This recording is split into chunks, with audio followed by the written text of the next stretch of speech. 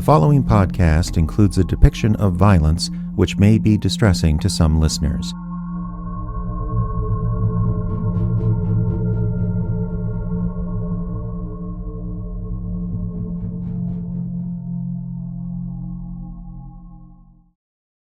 The CBS Radio Mystery Theater presents...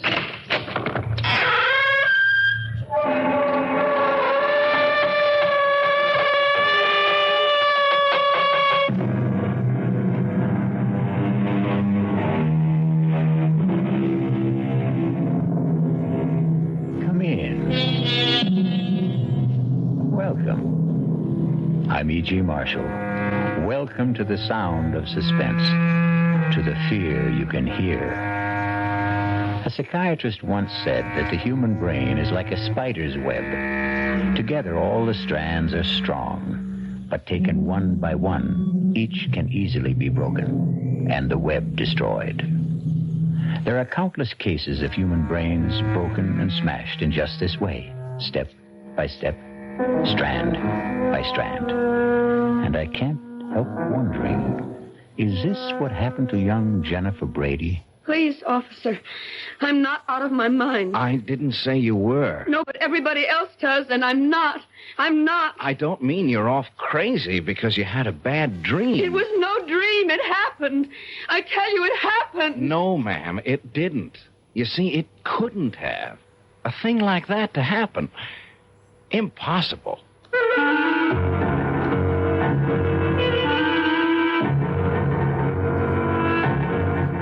Our mystery drama, Honeymoon with Death, was written especially for the Radio Mystery Theater by George Lothar and stars Lois Nettleton. It is sponsored in part by Anheuser-Busch Incorporated, brewers of Budweiser, and by the Kellogg Company, makers of Kellogg's Special K cereal. I'll be back shortly with Act One.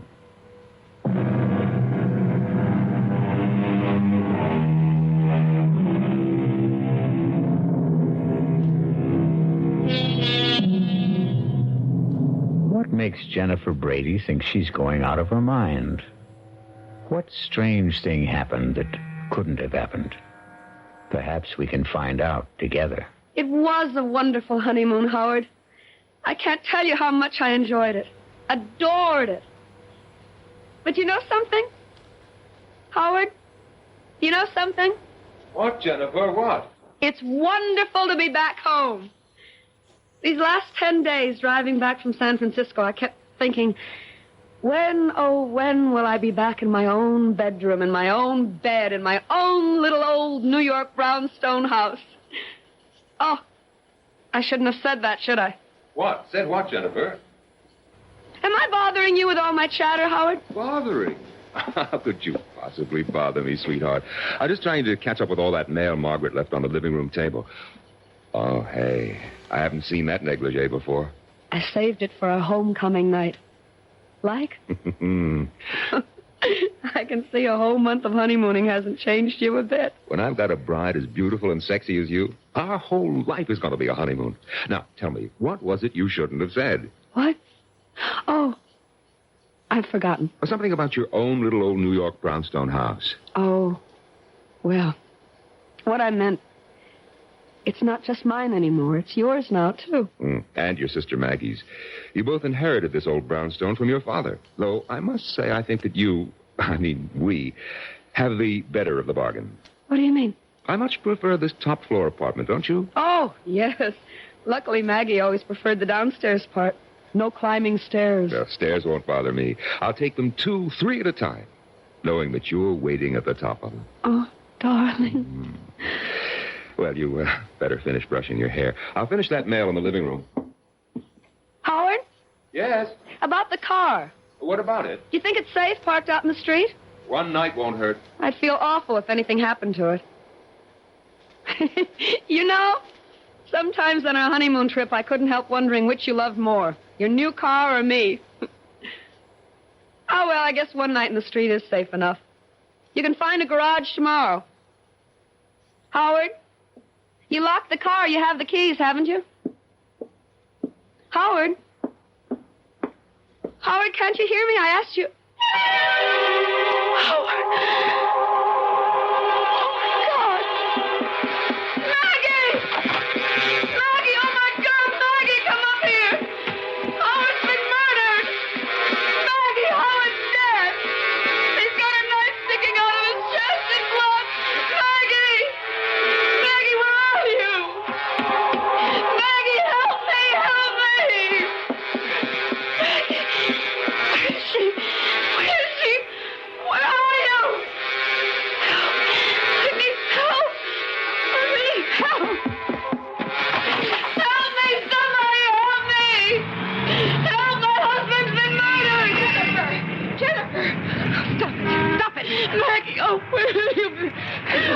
doing? Come back into the house out in the street like this in your nightgown. Scream. Maggie, it's Howard. Jennifer, come back into the house.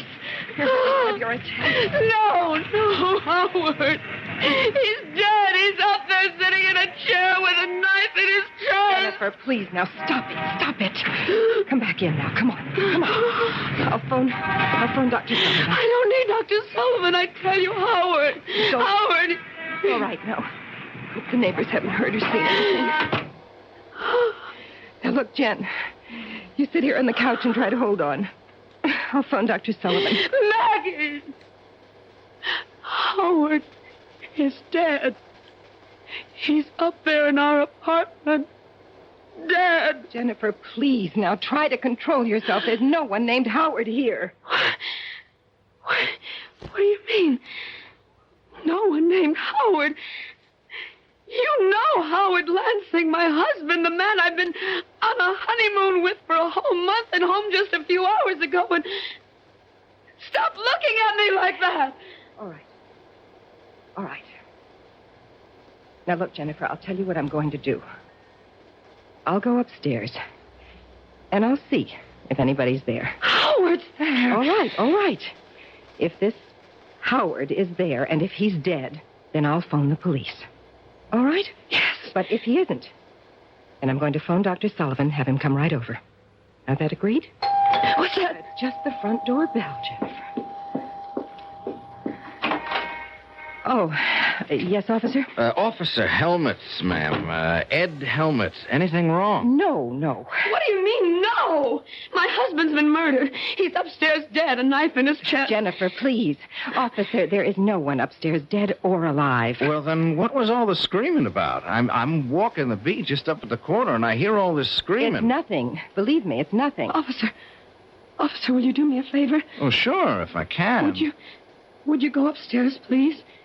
And see for yourself? Officer, my sister is a highly emotional woman. Please? Would you please? Sure. Make you feel any better? Sure. Oh, Jen, what am I going to do with you? You know what Dr. Sullivan said. Dr. Sullivan? He said if you had another one of these attacks, you were going to have to be... I am not having an attack. I am as sane as you are. Don't look at me like that, Maggie. I am. Well, officer? Well, there's nobody up there, ma'am. Nobody. But there is somebody. My husband, Howard. He's sitting in a chair with a knife in his chest, blood all over. No, ma'am. But that's impossible. Impossible, I tell you. It's impossible. I couldn't. Maybe you want to see for yourself, huh? I'll go up with you. Officer, thank you very much, but there's no need. I do want to see for myself, will you? Sure. I'll come with you. Well, no, on second thought, what's the use? I mean, I'm really very tired of this sort of thing. What sort of thing? Never mind, officer. Just, you go ahead. Now, is this the room where you, thought that, Huh? I can't believe it. It's impossible. You can see for yourself. 5 minutes ago. 5 minutes ago, I tell you. In this chair. He was sitting back in this chair, and there was a knife sticking out of his chest. The mail was scattered all over the floor. Mail? We'd just come back from our honeymoon. We'd only been in the house a few hours. And Maggie had left all the mail that had collected for a month on the table, on this table. Well, you can see, ma'am, no mail. And blood. There was blood on the carpet, some on the mail. Well, no mail, no blood. You don't mind me saying so. I think you... Well, maybe you had a dream, a nightmare, huh? Please. I'm not out of my mind. I didn't say you were. No, but everybody else does, and I'm not. I'm not. It don't mean you're out of your mind because you had a bad dream. It was no dream. It happened. I tell you, it happened. Howard was here in the living room reading the mail. I was talking to him from the bedroom. I had just taken a bath, and I was brushing my hair, and... Wait. I know. I hadn't emptied the tub. The water's still there. It must be. I'll show you. I don't understand it. Tub's bone dry, ma'am. Hasn't been used. Now, not tonight, anyway. His clothes. Howard's clothes. He'd empty his suitcases and put his clothes in the closet. His suitcases, too. Just ladies' clothes. Yours, ma'am? Yes. Now, hey, don't cry. Hey, look, this dream you had. It was no dream. Okay, so maybe you imagined... I didn't imagine anything. Do you imagine a husband? Do you imagine a month-long honeymoon? Do you imagine a man in a chair with a knife in his chest? Oh, I got to admit, you'd have to have a darn strong imagination to... But they tell me that's what artists got. Artists? Oh, you are an artist, aren't you? That painting there on the easel? Oh, that's just a hobby. I haven't touched that since I left on my honeymoon. No? What do you mean? How long does it take paint to dry? Oh, a day, thereabouts. Well, this paint's still wet. Plenty wet. Look at my finger. Oh, now, don't start crying again. A woman crying, it makes me feel awful. I'm sorry. Look, whether you dreamed it or imagined it... I didn't. Yeah. I didn't. Yeah, well... I know I've had spells. Spells?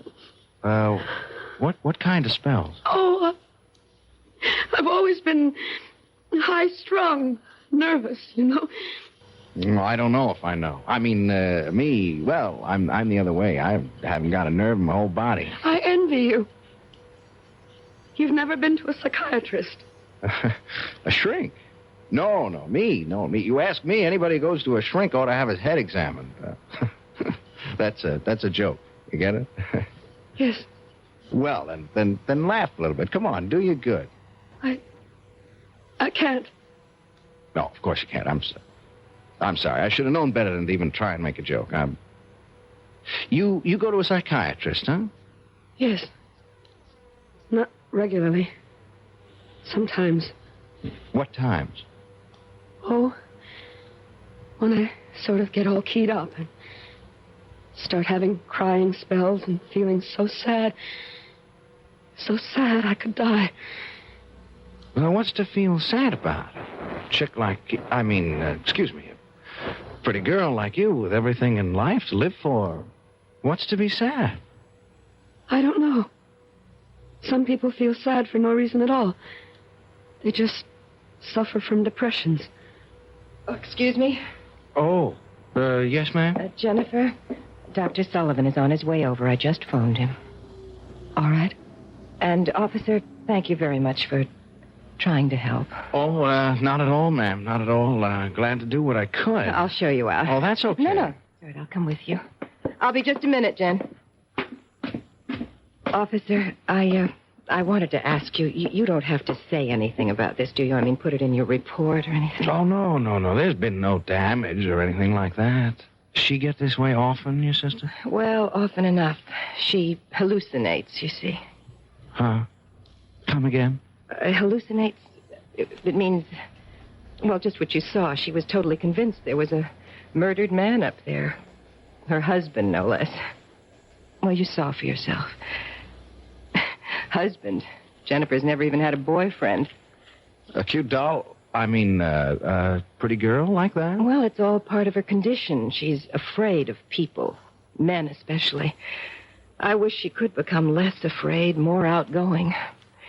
If these spells of hers get any worse, she may lose her mind altogether. Oh, say, I hope not. A sweet kid like that, I sure hope not. I know, so do I. Well, looks like we've had a little shower. Street's wet. It was drizzling a little when I came in.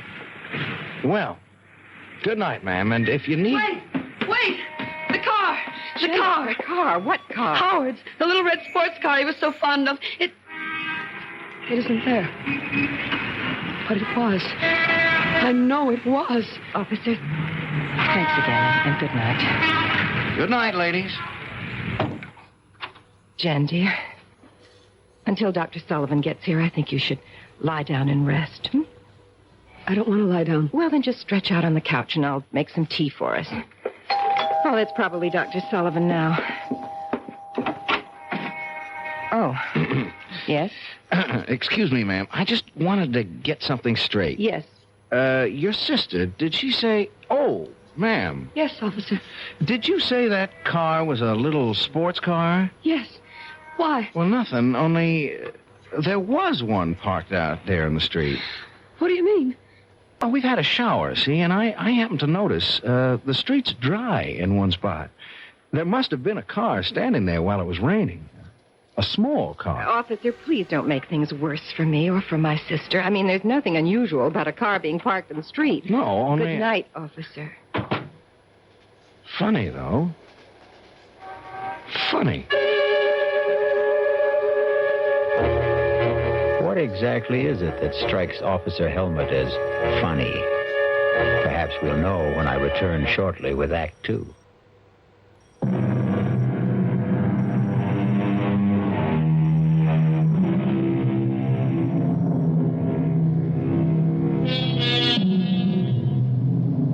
Has a horrible murder been done? Or is Jennifer Brady losing her mind? Did she find the body of her husband, Howard Lansing, seated in the living room with a knife in his chest? Or did she imagine the frightful scene? Is she married? Was there a honeymoon? Oh, here's young patrolman Ed Helmut at the front door of the brownstone house where Jennifer and her sister Maggie live. And it's the following morning.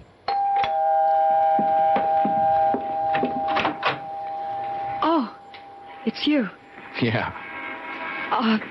Well, won't you come in? Thanks. Thank you for, what you did last night. Oh, just doing my job, Mrs. I don't know what to call you. I don't know what to call myself. I don't know if I'm Mrs. Howard Lansing or Miss Jennifer Brady. Not after last night. Well, suppose I just call you Jennifer. You can call me Ed.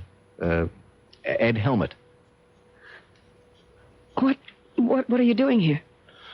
Well, I'm off duty, see. I'm on the 4 to midnight beat, and I just thought I'd drop around and see how you were doing. Oh, well, I'm all right.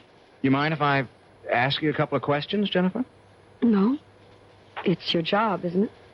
Well, yes and no. In fact, being off duty now, I'm kind of asking these questions on my own.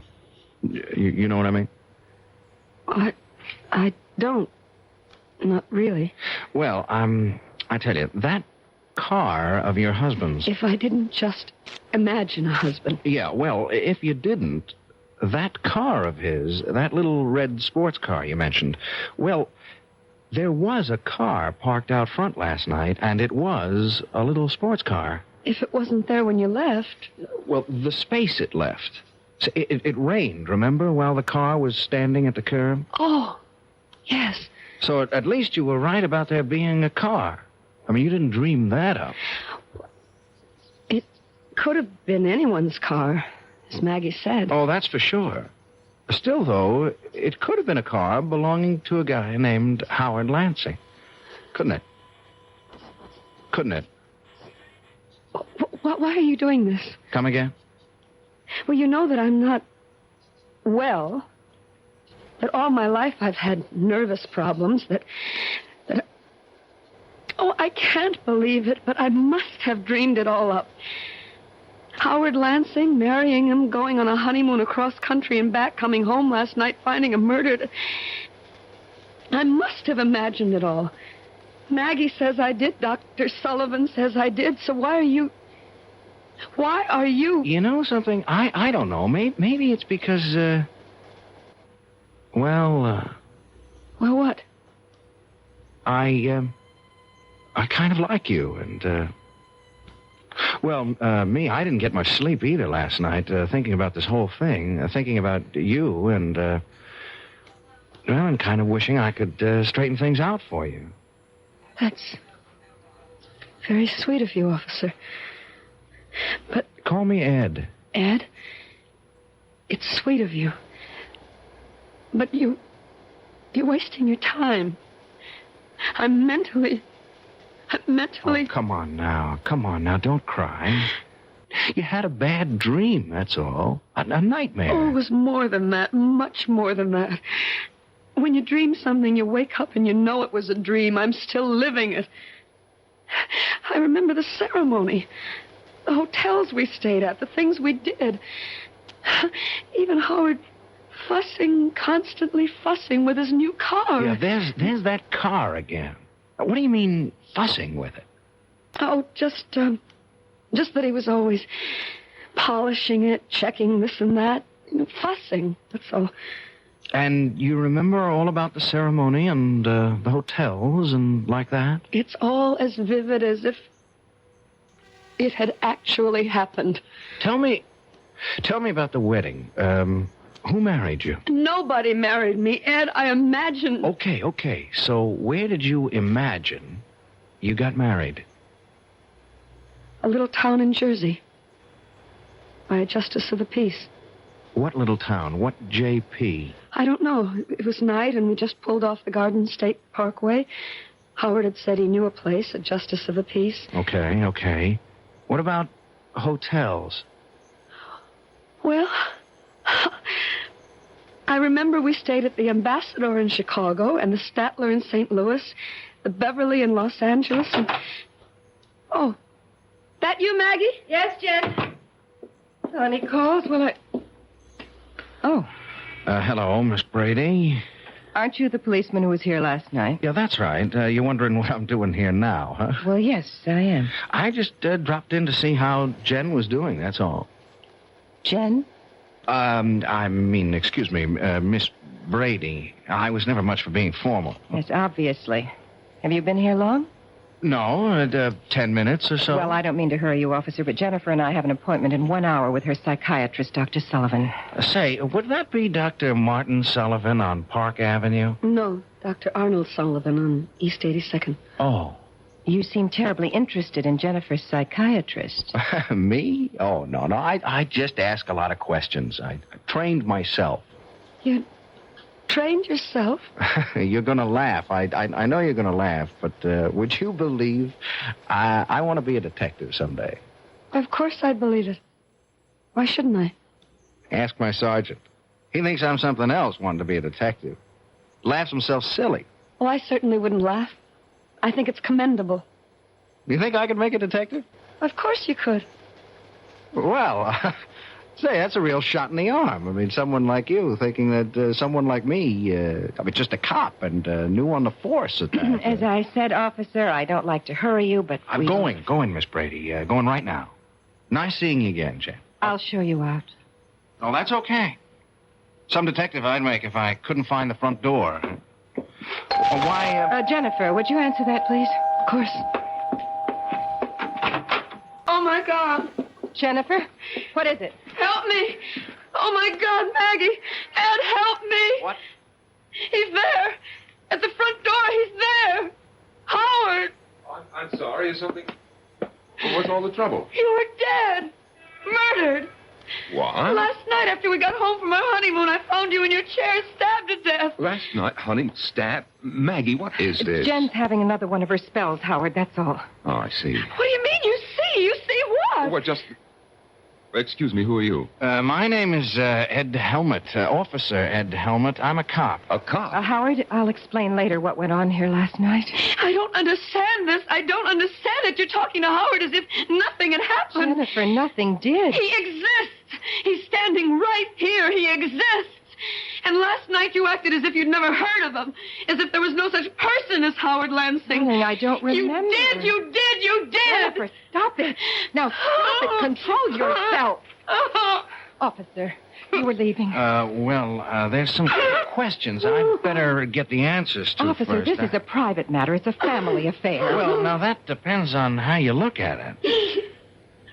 Are you Howard Lansing? Of course I'm Howard Lansing. Why do you ask such a question? Howard, Jen had one of her mental lapses last night.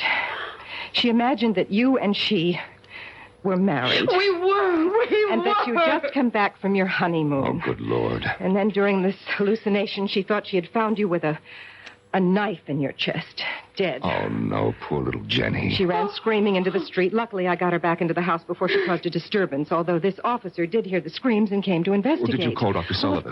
Of course I did. He came over, but there wasn't much he could do except order some new sleeping pills. And we're seeing him in his office at 11 this morning. Just one more question, Mr. Lansing. Yes? Just where do you fit in here? I mean, who are you? To the family, I mean. I'm Miss Brady's fiancée, Margaret, not Jennifer. Oh. I see. No, I'm afraid you don't see. Not all of it.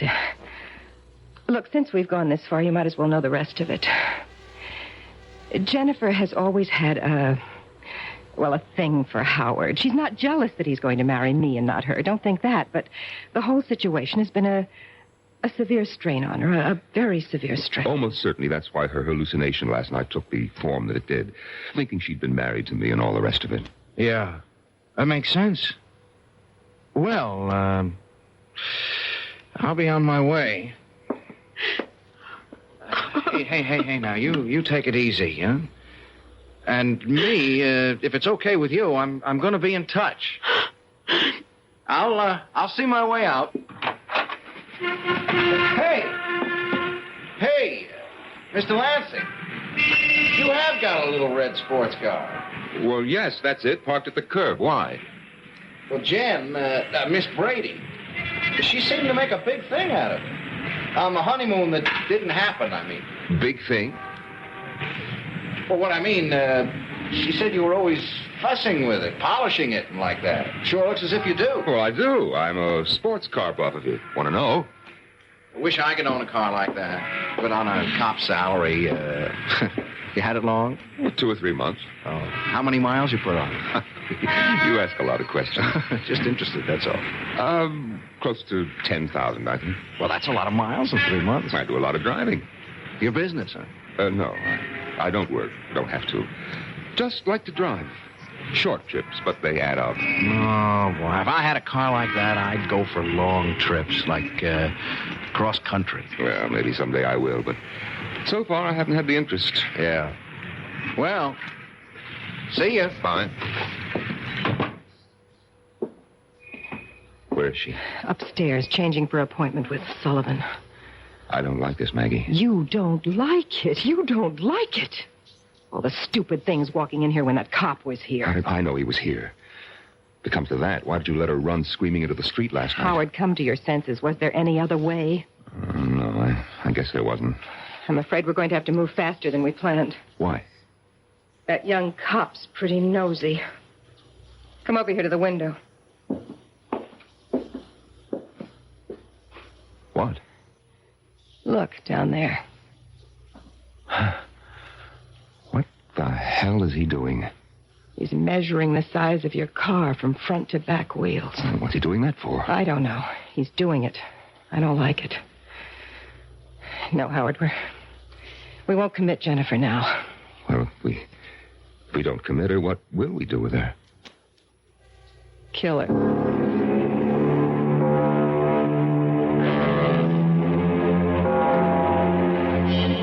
Clearly, Maggie and Howard faked his murder. But how could they have managed it? And how will they kill Jennifer? We'll return shortly with Act 3.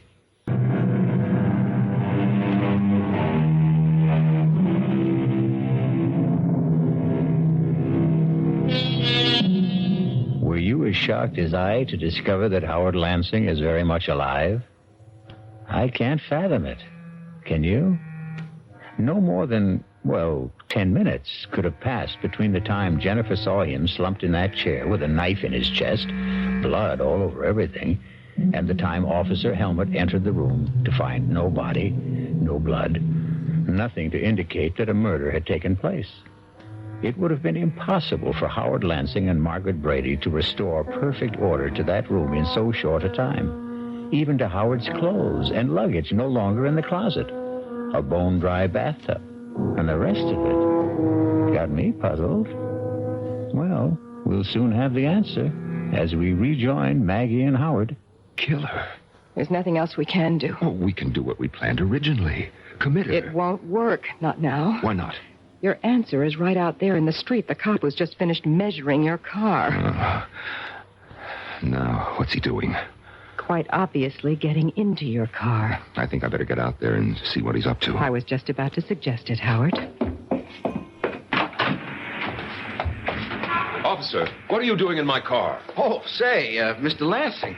Say, I hope you don't mind. Like I told you, I want to own a little sports car like this myself someday, and, well, I just couldn't help sitting behind the wheel. Say, I hope you don't mind. As a matter of fact, I do mind. Oh, well, say, please excuse me. I just kind of flip over a car like this, that's all. Is that why you were measuring the wheelbase? Measuring... Oh, that. Yes, that. I saw you from the window. Yeah, well, now, I tell you, I want to get to be a detective someday, see? And I'm studying, like, fingerprints and stains and like that, and measuring. Now, measuring things is important, very important. You'd be surprised how important measuring things is. So I take every opportunity to measure things. Yes. Well... Like last night. Were you here last night? Oh, no, I was not here last night. Funny. What's funny? Well, last night, Jennifer, Miss Brady, she said a car, in fact, your car, was parked outside here. Only it wasn't. I mean, when we looked, no car. Well, I just told you that... Yeah, but there had been a car. You see, it had rained, and the car was standing out here during the rain and left a dry space in the street. And I measured that, too. Couldn't help myself. It's become a habit, you know? Well, I fail to see what this has to do with anything. Identical. Same wheelbase.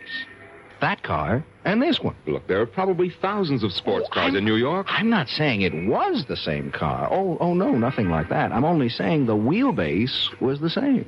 It's very interesting, I'm sure. But if you don't mind now, Just leaving when you came out. I apologize if I upset you getting in behind the wheel without permission. That's all right. Yeah. Well, goodbye. Oh, by the way... Now what? You got 11,243 and 9/10 miles on the speedometer. 1,000 or so more than you said you had. I just thought you'd like to know. Thank you. I'm deeply grateful for that information.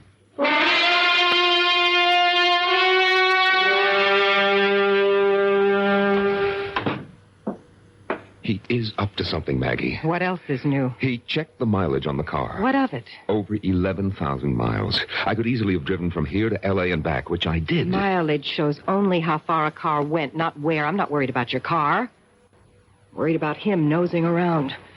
The quicker we kill Jennifer, the better. Now, look, I didn't bargain for anything like murder. Neither did I, but that's the way it is. How will you do it? How will we do it? Sleeping pills. An overdose. That's the simplest. When? Well, tonight. Why wait? Oh, Jennifer. Oh, ready for our appointment with Dr. Sullivan, I see. Yes, I'll just get my coat. Howard? Yes, Jennifer. I'm sorry if I've caused you any trouble. Oh, now... I'm losing my mind, Howard. I must be. Marrying you, our honeymoon trip across country, returning last night, finding you dead. It was all so real. So real. And yet it wasn't. It never happened. Oh, Howard, I just can't go on like this much longer. You won't, Jennifer. Believe me, you won't.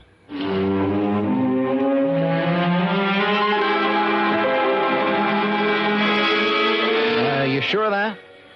Did you check all marriage license applications? And there's no Howard Lansing and Jennifer Brady, huh? Call for you at Beverly Hotel, Los Angeles. Right there. Okay, sorry I troubled you. Thanks. Hello? Yeah. Yeah, how far back did you check your guest register? And there's no Mr. and Mrs. Howard Lansing. Hey, Ed, another one. The ambassador of Chicago. You going on a trip or something, man? Thanks. Officer Ed Helmut here. Yeah, I think I can tell you what you're going to tell me before you tell me. No record of a Mr. and Mrs. Howard Lansing. Yeah. Well, thanks. There's gotta be a clue. There's gotta be.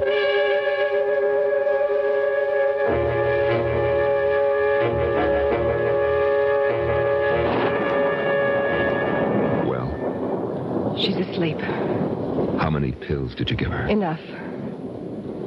What's the matter, Howard? Why that look on your face? I'm a murderer. I'm just beginning to realize it. I am a murderer. Not yet, Howard. She won't be dead for a while. How can you be so calm? You frighten me, Maggie. I've never seen this side of you before. You've got to be kidding. All the time we spent planning this. To commit her, not murder her. What's the difference? We're not doing all this for peanuts, you know. We inherited $1.5 million from my father, Jennifer and I. You and I will have all of it once she... Who could that be? I'll see. Wait. No, I guess we can't pretend no one's at home. The lights are all on. And my car's parked out front. Oh, it's you. Okay if I come in, Mr. Lancet? Oh, well, now, Thanks. Rotten night out there. Just plain rotten. It's Officer Helmet, Maggie. Yes, so I see. Getting to be a regular visitor, aren't you? To be honest with you, Miss Brady, it's a real nasty night, and walking a beat, I didn't think you'd mind if I came in for a few minutes. Also, I wanted to see how Jen's getting along. Jen is getting along very well, if it's any concern of yours, which it is not. Oh, well, I only... Officer Helmet, circumstances beyond my control brought you into this house last night, but I do control whether you'll keep coming here like this. Please leave. Oh, well, now, wait a minute, Miss Brady. I like your sister, and I have reason to think she likes me. Now, wait a second. Just wait a second. I also think she needs somebody like me, somebody to lean on, to protect her. Of all And further than that, I'm here on official business. Official business? I'm placing you both under arrest on a charge of... Where is Jen? That's no business of yours. What's all this about? Where is she? She is upstairs asleep, if you must know. Asleep at 8 o'clock at night? She took a couple of sleeping pills. Where are you going? How dare you go up there? Maggie, You my have God. any nerve, don't lose it now. But he'll know. He'll know she took an overdose. That's all he will know. He will know that we gave it to her. He's arresting us. For what? On what charge? Whatever it is, he'll never make it stick. We've covered our tracks too well for the law to... He's carrying her down. It's all right, baby. It's going to be all right. Operator, this is Officer Ed Helmet. I want an ambulance sent to 127 Brockhurst, and fast. An ambulance? Why an ambulance?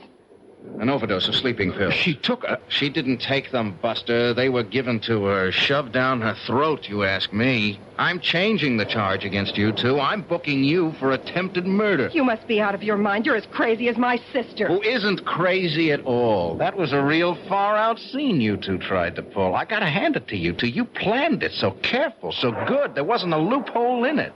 Except one. I don't know what you're talking about. You don't, huh? Then let me explain. You set the whole thing up, the two of you. The marriage, the honeymoon trip across country and back, the fake murder, and the whole bit. Oh, and you played it smart. Very smart. Not a clue. I checked the marriage license bureau. No license. Easy enough. You could have bribed a clerk to destroy it. Now, look, I checked a few hotels. The big ones like the Ambassador, the Beverly in Los Angeles. No Mr. and Mrs. Howard Lansing listed. A piece of cake. When you registered, you gave a different name. You're making yourself look like a fool. What you're saying is you could find no evidence. Oh, but I did. One little clue that neither of you thought about. The car, Mr. Lansing. Your pretty little red sports car. I don't follow. You will. I told you I found that dry space out on the street last night because a car, a little sports car like yours, had been standing there during the rain. Well, it could have been anyone's car. Sure. Same size as yours. Same wheelbase. But I agree, it could have been anyone's. Only it wasn't. It was yours. You want to know how I know? We'd be enthralled. I know, because last night, that car wasn't parked outside this house, but the one next door. I got to wondering about that. I kept saying to myself, if it was his car, why did he park outside the house next door? I came up with the answer today when I entered that house. Nobody there. And found fake blood all over the upstairs room. A gag knife. The kind you attach so it looks like you're stabbed. Even your clothes. and your luggage in the closet. Mr. Lansing. Oh, God. So you see, if it hadn't been for your car, I'd never have realized that brownstone houses in a row like these are identical. You bought this place, or leased it while Jen and him were on their honeymoon, didn't you, Miss Brady? Last night, when Jen went screaming into the street, you deliberately let her run into the street so you could bring her back to the house next door. This house. In her state, wound up tight like she was, she never realized what you were doing, as you knew she wouldn't. You'll have to prove these accusations. I will. I can't. With the one little clue that nails it all down at all four corners. The little red sports car again. What about it? Well, you told me you'd never driven across country. I never have. If you're thinking of the mileage on the car, that proves nothing. Well, not the mileage, Mr. Lansing. The servicing. Servicing? You had it serviced at the Beverly Hotel in Los Angeles. A lube job, oil change, new filter, the works. And like they do at all service stations, they slapped a little sticker on the door jamb. That little sticker that carries the name and address of the service station. That little sticker that practically nobody ever notices. Anyhow, you didn't. And it says, Beverly Hotel Service Station, Los Angeles, California. Date and all.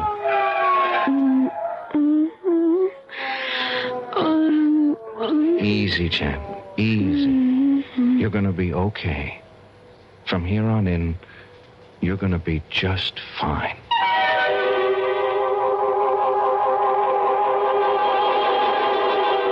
Must have been a costly business, buying or leasing that identical brownstone house and furnishing it exactly like the one next door. But then Maggie had all the money in the world, or thought she did. I'll return shortly.